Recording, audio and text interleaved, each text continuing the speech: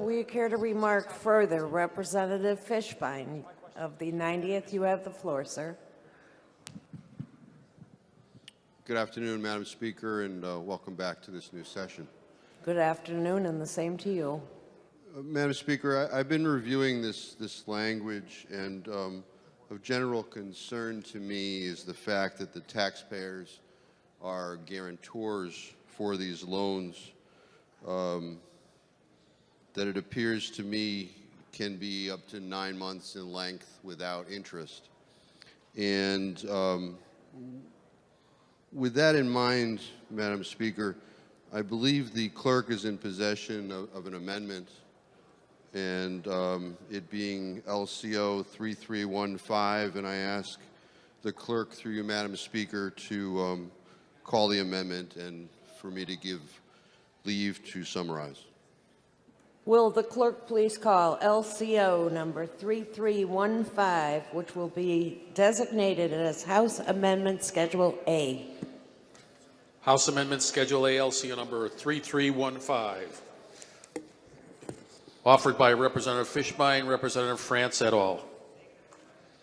The representative seeks leave of the chamber to summarize the amendment. Is there objection to summarization? Seeing none, hearing none. Representative Fishbein.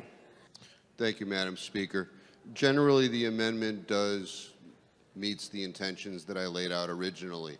It takes the state of Connecticut out as the guarantor for these loans. It allows the two private parties to engage in a contract.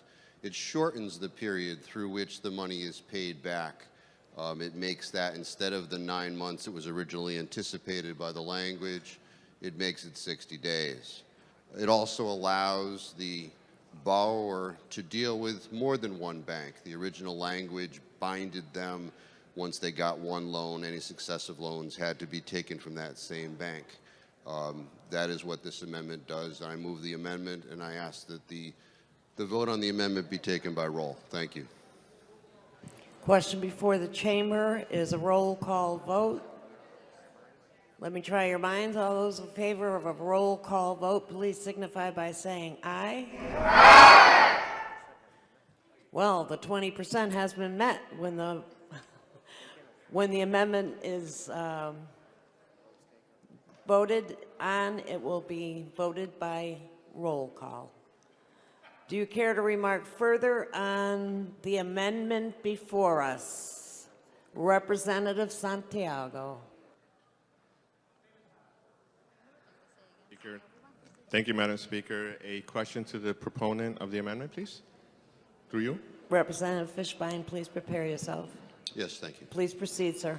Hello, Representative.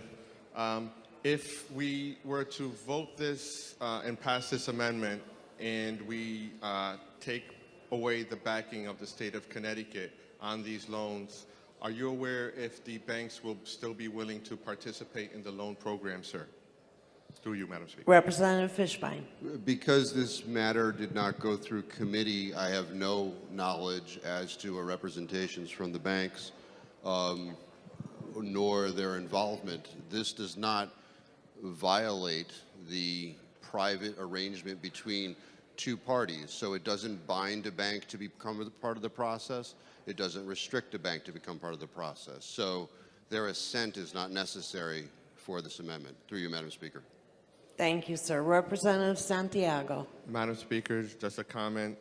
Since this was negotiated in good faith and this would be a change to the legislation that was not agreed to by a major party in the negotiations, the banks themselves, I personally will not be supporting this amendment and would ask my colleagues to do the same and vote this down. Thank you, Madam Speaker.